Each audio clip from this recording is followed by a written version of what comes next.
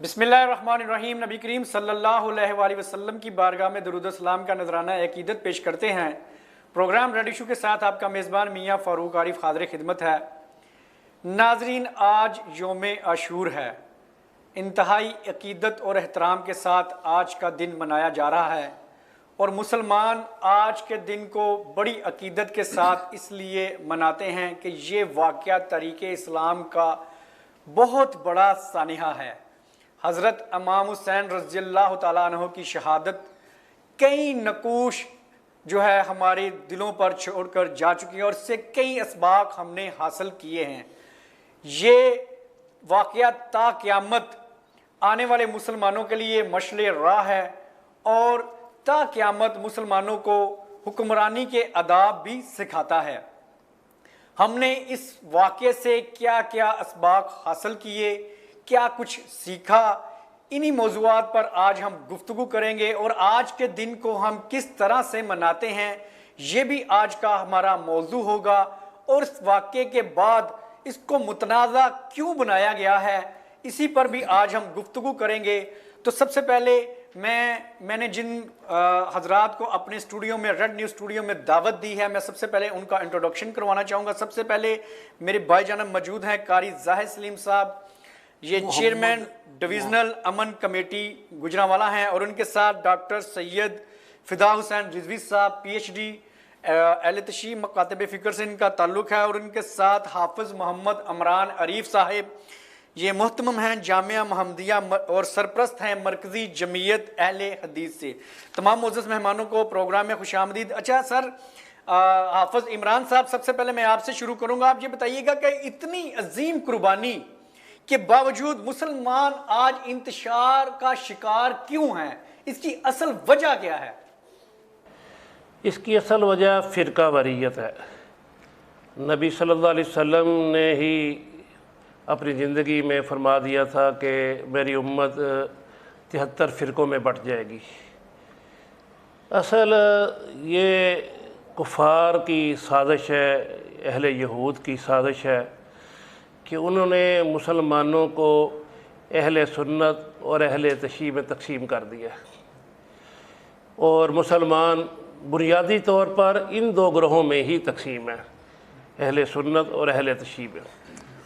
اور یہ بنیاد بنی ہے اس معاملے کی کہ دونوں اپنی اعتدال کی حد سے تجاوز کر کے، اگر یہ اختلاف اعتدال کے اندر رہے تو کوئی اختلاف نہیں ہے۔ جب اس میں اعتدال سے تجاوز کیا جاتا ہے نا، دونوں طرف سے، میں ایک طرف سے نہیں کہتا، دونوں طرف سے ہی، تو پھر معاملات جو ہیں یہ الجھتے ہیں، اختلافات کا باعث بنتے ہیں۔ تو ہمیں اس معاملے میں بڑے تحمل اور بردباری سے اس معاملے کو دیکھنا چاہیے، کیونکہ یہ ایک ایسا مہینہ ہے جس کا احترام تو دین اسلام سے پہلے بھی ہوتا تھا، اور مسلمان تو بلا اولا اس مہینے کا احترام کرتے ہیں۔ تو اس مہینے کے اندر پھر فرقہ واریت کو ہوا دینا اور آپس میں اختلافات کا بڑھ جانا، یہ ہمارے ملک کے لیے بھی مناسب نہیں ہے اور عالم اسلام کے لیے بھی مناسب۔ اچھا آپ صاحب، ہمارا دین ایک ہے، ہمارے نبی آخری نبی صلی اللہ علیہ وآلہ وسلم، ان پر نبوت ختم ہو چکی، قرآن ایک ہے، اللہ ایک ہے، تو اس کے باوجود مسلمان ایک پلیٹ فارم پہ کیوں جمع نہیں ہو رہے؟ یہ تقسیم ہوئی ہے حضرت عمر رضی اللہ تعالی عنہ کے بعد، جب حضرت عثمان غنی رضی اللہ تعالیٰ عنہ کا واقعہ ہوا ہے، اس وقت یہ تقسیم ہوئی ہے۔ اس وقت یہودی ایک آدمی جو ہے وہ اسلام کا لبادہ اوڑھ کر دین میں داخل ہوا، اور اس نے مسلمانوں کو آپس میں لڑانا شروع کر دیا۔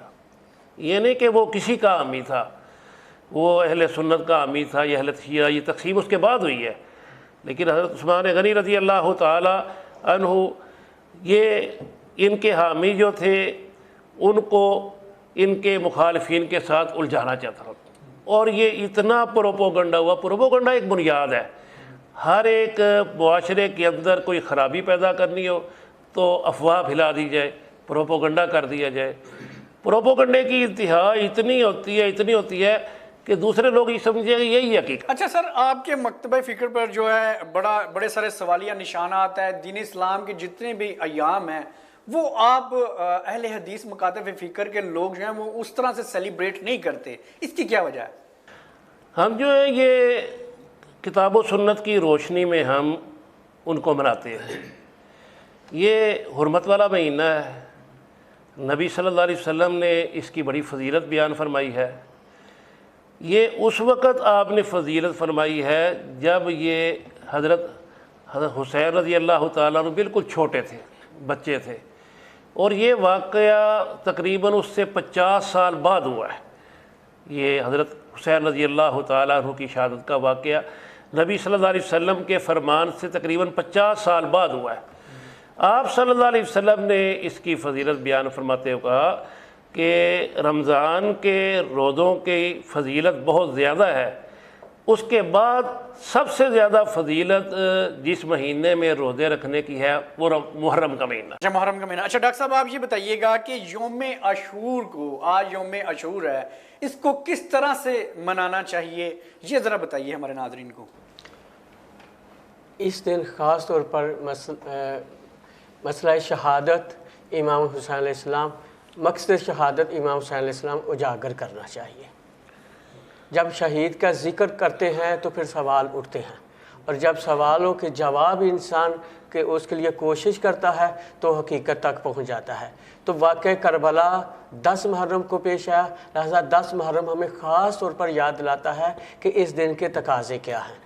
مقصد امام حسین علیہ السلام کو سمجھنا چاہیے اور ان مقاصد کو، ان اہداف کے حصول کی طرف پیش رفت کرنا چاہیے۔ مقصد شہادت امام حسین علیہ السلام خود امام علیہ السلام کے فرامین سے بالکل واضح ہیں۔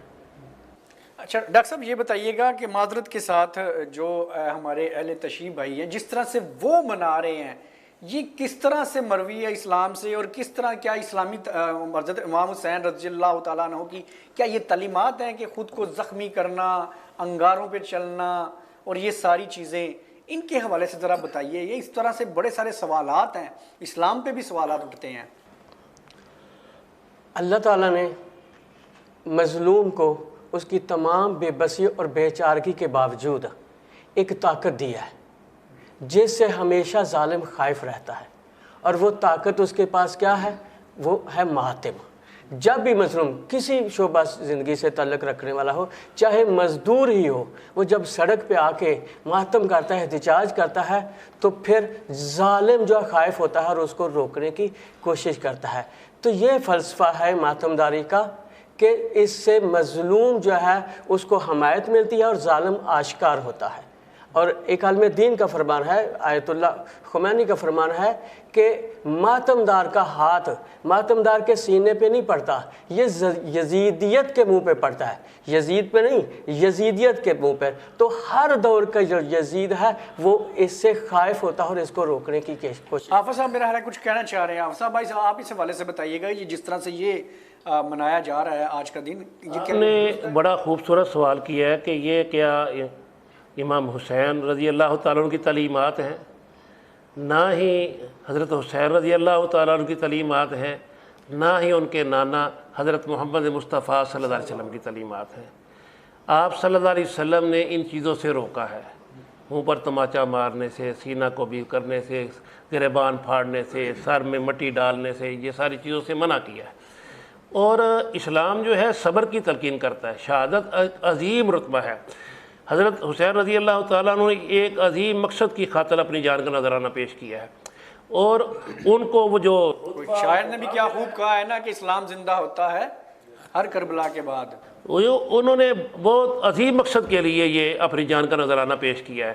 تو اس کے اوپر دین کہتا ہے کہ ہمیں اس پر فخر کرنا چاہیے کہ ہمارے بڑوں نے ایک عظیم مقصد کی خاطر اپنی جان تک کو قربان کر دیا ہے، تو اس کے اوپر صبر کر کے ہمیں آخرت میں اجر حاصل کرنا چاہیے۔ واقعہ جو کربلا ہے اس کو کس طرح سے منانا چاہیے، یوم عاشور کو کس طرح سے منانا چاہیے؟ سب سے پہلی بات یہ ہے، ان عدت الشہور عند اللہ اثنا عشر شہرا فی کتاب اللہ منہا اربعۃ حرم۔ یہ قرآن کریم کے غالباً 10ویں پارے کی آیت ہے. اس میں ہے کہ اللہ کے نزدیک 12 مہینے ہیں، ان میں 4 حرمت والے ہیں، اور ان حرمت والے مہینوں میں جو ہے یہ محرم ہے. تو جو محرم الحرام کے دنوں میں احترام محرم نہیں کرتا وہ قرآن کریم کی نص قطعی کا مخالف ہے. لہٰذا ہمیں ان دنوں میں تحمل، بردباری، ایک دوسرے کو برداشت کرنا چاہیے. ٹھیک ہو گیا. یہاں پر مجھے ایک لینی چھوٹی سی بریک، اور بریک پہ جانے کے بعد ہمارے ایک اور مہمان جو ہیں علامہ ایوب صفدر طوفانی صاحب جو دیوبند مکتبہ فکر سے ہیں، انہوں نے بھی ہمیں جوائن کرنا ہے. تو یہاں پہ لیتے ہیں چھوٹی سی بریک، ہمارے ساتھ رہیے. Welcome back. پروگرام میں دوبارہ خوش آمدید. یہیں سے شروع کرتے ہیں. اچھا قاری زاہد سلیم صاحب، آپ یہ بتائیے گا کہ اس مقدس مہینے میں علماء اکرام پر پابندیاں، ان کی زبان بندیاں کیوں کی جاتی ہیں؟ بسم اللہ الرحمن الرحیم. قرآن کریم میں اللہ تبارک و تعالیٰ نے ارشاد فرمایا، ادعو الی سبیل ربک بالحکمۃ والموعظۃ الحسنہ. آپ لوگوں کو اللہ کی طرف حکمت و دانائی سے بلائیں. اگر کبھی مجادلے کی یعنی بحث کی ضرورت پڑ جائے، وجادلہم باللتی ہی احسن، ان کو اچھے انداز میں جواب دیں. بدقسمتی یہ ہے کہ یہ جو پابندیاں ہیں یہ ہمارے معذرت کے ساتھ شدت پسند لوگوں کی وجہ، دونوں طرف سے شدت پسندی ہے، اور اس انداز میں گفتگو کی جاتی ہے. اگر ان کے اپنے بزرگ بھی سنیں تو وہ ناپسند کرتے ہیں. یہ پابندیاں اس لیے ہیں. دوسری وجہ یہ ہے کہ ہمارے ملک میں آج خود حکومت انتشار کا شکار ہے. اگر حکومت مضبوط ہو، مستحکم ہو تو پھر ایسے نہیں ہوگا. لیکن یہ جو پابندیاں لگ رہی ہیں یہ اپنی زبان کی وجہ سے لگ رہی ہیں، اور زبان کو جو ہے اتنی زبان درازی نہیں ہونی چاہیے کسی مسلک میں بھی کہ صحابہ کرام کی شان میں گستاخی ہو یا اہل بیت کی شان میں گستاخی. اچھا ڈاکٹر صاحب، آپ بتائیے گا اس حوالے سے کہ اہل تشیع ذاکرین جو ہیں ان پر بھی کچھ اس طرح سے الزامات عائد ہوئے ہیں کہ ان کی طرف سے بھی حدود کو کراس کیا گیا ہے. ایسا کیوں ہوتا ہے سر؟ جی بالکل. بسم اللہ الرحمن الرحیم. دیکھیے، امام علیہ السلام کسی ایک فرقے کے امام نہیں ہیں، تمام مسلمانوں کے امام ہیں، اور امام کی اطاعت کی جاتی ہے، نہ کہ ان کو مشورے دیے جاتے ہیں. اب واقعہ کربلا سے جب ایک ہی فرقہ زیادہ ذکر کرتا ہے امام علیہ السلام کا، تو یہ تاثر پیدا ہوتا ہے کہ شاید دوسرے امام علیہ السلام کے قائل ہی نہیں ہے، ان کی امامت کے قائل نہیں ہے، یا ان کی فضیلتوں کے قائل نہیں ہے. تو یہاں پہ پھر وہ مخاصمت کا ایک رویہ پیدا ہوتا ہے. تو جوش خطابت میں، اپنی کم علمی میں، یا ایسا کہ کچھ پیشہ ورانہ سوچ کے حامل لوگ فائدہ اٹھاتے ہوئے ممبر پہ آ جاتے ہیں. ہمیشہ ان کو کنڈیم کیا گیا. واضح فتاویٰ موجود ہیں، آیت اللہ رہبر کا فتویٰ موجود ہے کہ کسی بھی مذہب کے، چاہے غیر مسلم ہی ہو، ان کے مقدس ساتھ، چاہے وہ ہستیاں ہوں، چاہے وہ پلیسز ہیں، ان کی توہین حرام ہے. تو اس سے اجتناب کرنا چاہیے. اللہ تعالیٰ کا واضح حکم موجود ہے کہ فرقہ واریت نہ کرو، گروہوں میں نہ بٹو. تو اس حکم کی کیوں خلاف ورزی کرتے ہیں؟ یہ دن ہمیں موقع دیتا ہے کہ لوگوں کو اپنے قریب کیا جائے، اور کوئی مجلس ایسی نہیں ہے جس میں سنی شریک نہ ہوتے ہوں. اچھا علامہ ایوب صاحب، آپ یہ بتائیے گا کہ واقعہ کربلا کو متنازع بنانے کی کوششیں کیوں کی جا رہی ہیں؟ کیوں اس کو متنازع بنایا جا رہا ہے؟ اس کی وجہ کیا ہے؟ جی نحمدہ ونصلی ونسلم علی رسولہ الکریم، اما بعد. دیکھیں جی، واقعہ کربلا تاریخ اسلامی کا بہت بڑا سانحہ ہے، اس میں کوئی شک نہیں ہے. جناب سیدنا امام حسین بن علی رضی اللہ عنہما بہت سارے فضائل کے حامل ہیں. نبی پاک صلی اللہ علیہ وسلم سے ان کا جو رشتہ ہے سب کو معلوم ہے. یہ واقعہ کربلا کوئی آنن فانن نہیں ہوا، حادثاتی طور پر نہیں ہوا، بے شک، بلکہ اس کے پیچھے یزیدیت کی ایک بہت بڑی کوشش تھی، سازش تھی۔ بے شک، اور میں یہاں یہ بھی عرض کر دوں کہ یزید کا صرف یہ ایک ہی جرم نہیں، اللہ، اس کے اور بھی جرائم ہیں، کوئی شک نہیں، بڑے بڑے جرائم ہیں۔ واقعہ کربلا ہوا، اہل تشیع ہوں یا اہل سنت والجماعت ہوں، اس کی ہر کوئی مذمت کر رہا ہے، کرتا رہا ہے، کر رہا ہے، کرتا رہے گا۔ بے شک، یہ قابل مذمت ہے، قابل تعریف عمل نہیں ہے۔ اور امام حسین ابن علی رضی اللہ عنہما جنتی جوانوں کے سردار ہیں، ہمارا کل اثاثہ ہے، ہماری کل کائنات ہیں، ہمارا سب کچھ ہیں۔ اہل تشیع بھی ان کو مانتے ہیں کہ وہ ہمارے ہیں، اہل سنت والجماعت کے تو ایمان کا حصہ ہے۔ ابھی ڈاکٹر صاحب نے کہا کہ ایک طبقہ زیادہ ذکر کرتا ہے ان کا اور دوسرا طبقہ نہیں کرتا، ایسا نہیں ہے۔ الحمدللہ اہل سنت والجماعت صرف محرم الحرام میں ہی نہیں، پورا سال ان کا ذکر کرنا فخر سمجھتے ہیں، عبادت سمجھتے ہیں، باعث نجات سمجھتے ہیں۔ اور محرم الحرام کے اندر بھی ہمارے واعظین کسی بھی وہ مسلک اور مکتبہ فکر سے تعلق رکھتے ہوں، سبھی ان کی سیرت کو بیان کرتے ہیں، ان کی عظمت کو بیان کرتے ہیں۔ محرم الحرام کے آپ ہمارے جمعات کے خطبات دیکھ لیں، ہمارے واعظین اور مقررین کو دیکھ لیں، خوب ان کی شان کو بیان کرتے ہیں اور یزیدیت کی مذمت بھی کرتے ہیں۔ اچھا سر، اگر ماضی میں دیکھا جائے تو 90 کی دہائی میں اہل سنت والجماعت اور اہل تشیع کے درمیان جو فسادات ہوئے تھے، اس کی کیا اصل وجہ تھی؟ اس میں جی اصل میں اس کے پیچھے گہری سازش ہے غیر ملکیوں کی، وطن عزیز پاکستان کے دشمنوں کی، ورنہ 90 سے پہلے بھی یہ دونوں طبقات اس ملک میں موجود تھے، اس کے بعد آج بھی موجود ہیں۔ نہ پہلے وہ حالات تھے نہ آج حالات ہیں۔ وہ ملک کے خلاف ایک سازش تھی جس کو الحمدللہ تمام مکاتب فکر نے مل کر ناکام بنایا ہے اور اپنے اس ملک کی حفاظت کی ہے۔ تو یہ ایسے چند لوگ ہوتے ہیں شرپسند جو اپنے مذموم مقاصد کے لیے اور دنیاوی مفادات کے لیے اور بیکار قسم کی شہرت کے حصول کے لیے وہ ایسے ہتھ کنڈے کرتے ہیں جس کی کبھی بھی حوصلہ افزائی نہیں کی جا سکتی۔ اچھا علامہ صاحب، میں نے پہلی بریک میں سوال کیا تھا تب آپ کی عدم موجودگی میں، یہ جو یوم عاشور ہے اس کو کس طرح سے منانا چاہیے؟ یہ جو کچھ لوگ جیسے ڈاکٹر صاحب بھی بیٹھے ہیں انتہائی معذرت کے ساتھ، جو خود کو زخمی کر لینا، انگاروں پہ چلنا، کیا ہم اس کو لیسن دیں اپنی نئی نسل کو؟ جی آپ کا بہت اچھا سوال ہے۔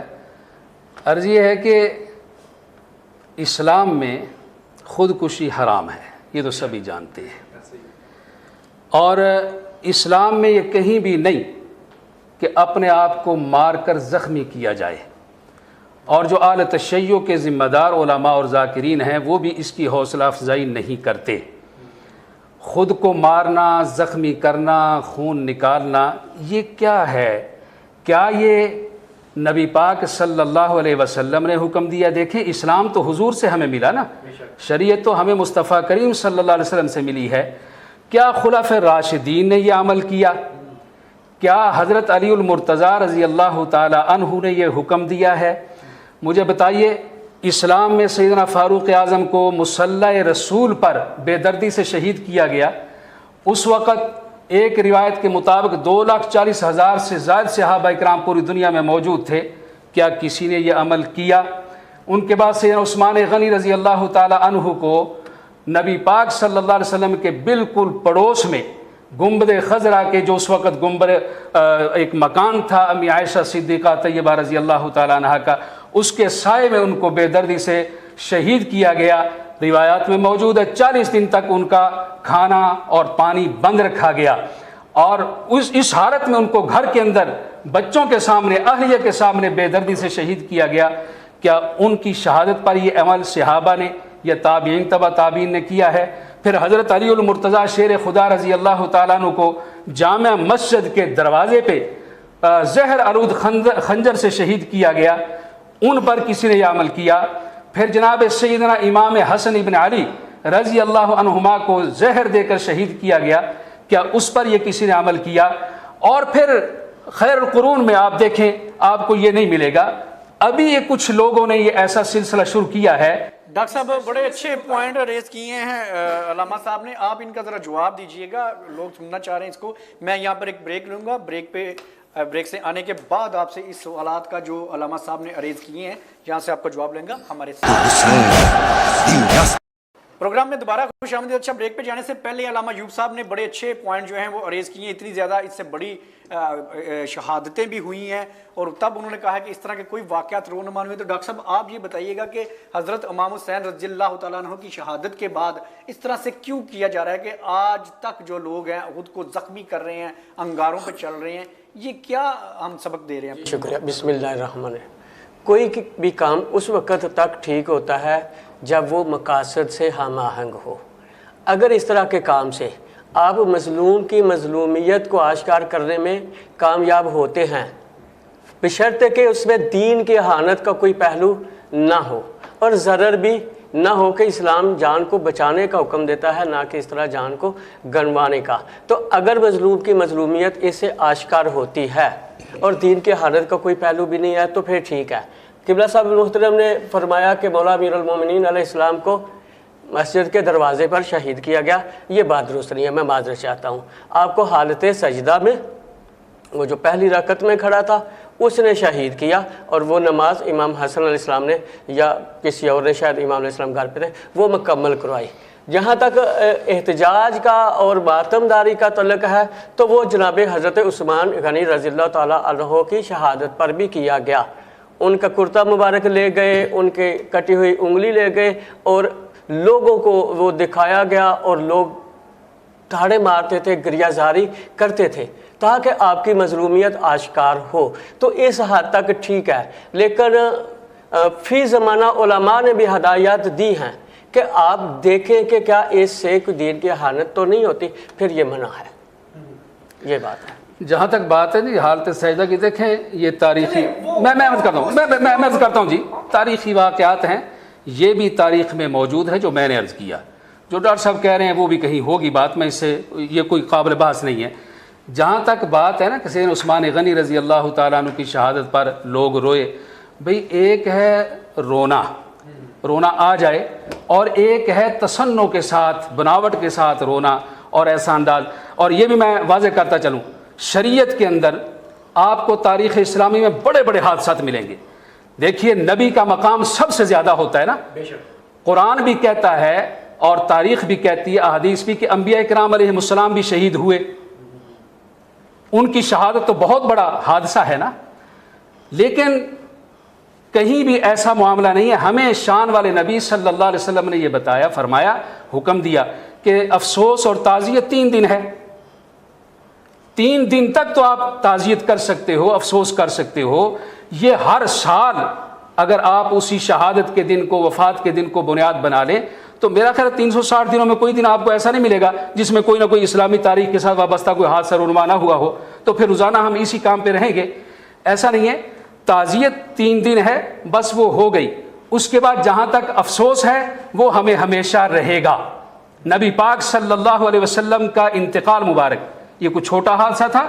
صحابہ اکرام علیہم الرضوان نے بعد نے سنا تو وہیں چیخ ماری اور اللہ کو پیارے ہو گئے, نہیں برداشت ہو سکا. جناب سیدنا بلال رضی اللہ تعالیٰ عنہ دمشق چلے گئے, حضرت ابو ہریرہ رضی اللہ تعالیٰ عنہ کی حالت, باقی صحابہ کی, یہ سارے حالات. ایک ہے کہ خود سے تکلیف پہنچ جانا اور غم کا غالب آ جانا, ایک ہے خود ساختہ جان بوجھ کر ہر سال ایسا معمول بنانا. تو اگر ایسا ہی ہوگا تو پھر باقی شخصیات کے بارے میں آپ کیا کہیں گے, شریعت کا وہاں کیا حکم لیں گے؟ ہاں جی ڈاکٹر صاحب بتائیے. جی دیکھیں, فلسفہ شہادت تبھی اجاگر ہوگا نا جب ذکر شہادت ہوگا. اگر امام صلی اللہ علیہ وسلم کی شہادت کے ذکر کو آپ کتابوں میں دفن کر دیں گے تو پھر اسلام کیا رہ جائے گا؟ صرف ملوکیت کا دعوے دار. اسلام کیا ہو رہ جائے گا؟ صرف یزیدیت. اگر امام علیہ السلام اس وقت بیعت کر لیتے تو 2 کام ہو جاتے, ایک مروسی خلافت کی تائید ہو جاتی اور دوسرا یزید کے کردار کو شرعی جواز مل جاتا. امام علیہ السلام کے ایک انکار نے یہ دونوں پہلو ختم کر دیے. آج دنیا خوب سمجھتی ہے کہ اسلام کیا ہے اور بنو امیہ کا کردار کیا ہے. اسلام کیا ہے؟ وہ باتیں اپنی جگہ پہ ٹھیک ہے، لیکن ہم اپنی نوجوان نسل کو کیا میسج دے رہے ہیں؟ جو اسلام پر سوالات اٹھ رہے ہیں، جو دین پر سوالات اٹھ رہے ہیں ہمارے کردار کی وجہ سے. فاروق صاحب مجھے ذرا موقع دیں، میں عرض کروں. یہ جو لفظ ہے نا، یہ بنو امیہ کا یہ استعمال کرتے ہیں، یہی فساد کی جڑ ہے. بنو امیہ میں کون کون صحابہ ہیں؟ یہ ایک لفظ کیا کہ سب کی توہین کر جاتے ہیں. اس کی اجازت نہیں دی جا سکتی قطعاً، یہ ٹھیک نہیں ہے. بنو امیہ کی بات نہیں، ایسی بات نہیں ہے. بنو امیہ کا آپ ذکر ایسے نہ کریں، آپ یزید کا ذکر کریں. بنو امیہ میں تو حضرت امیر معاویہ رضی اللہ تعالیٰ عنہ جیسی شخصیت بھی ہیں جنہوں نے اسلام کے لیے اتنی خدمات سر انجام دی ہیں. ان میں تو اب باقی خلفاء ثلاثہ کے اندر بھی موجود ہیں. تو آپ کیا کریں گے؟ ایسا نہیں ہے. جہاں تک بات ہے ذکر حسین کی، میں نے شروع میں عرض کیا کہ صرف ایک مہینہ نہیں، صرف عشرہ نہیں، 10 دن نہیں، پورا سال ذکر حسین کرو. اللہ کی قسم عبادت ہے، ثواب ہے، اجر ہے. ذکر حسین سے کوئی منع نہیں کرتا، لیکن یہ جھوٹی روایات، غلط انداز کو لے کر اور اپنی طرف سے خود ساختہ چیزیں بنا کر اسلام پر وہ ٹھونس دینا، یہ قابل مذمت ہے، یہ قابل تعریف نہیں ہے. ایسا نہیں ہونا چاہیے. یہ ہے جی. اچھا قاری صاحب، آپ یہ بتائیے گا کہ واقعہ کربلا سے ہم نے کیا سبق حاصل کیا ہے؟ بڑی مہربانی. سب سے پہلی بات یہ ہے کہ ہم محرم کے حوالے سے بیٹھے ہیں. میں نے بیان کر دیا قرآن کریم کی روشنی میں، یہ محترم مہینوں میں ہے، 4 مہینوں میں، تو اس میں ہمیں احترام کرنا چاہیے.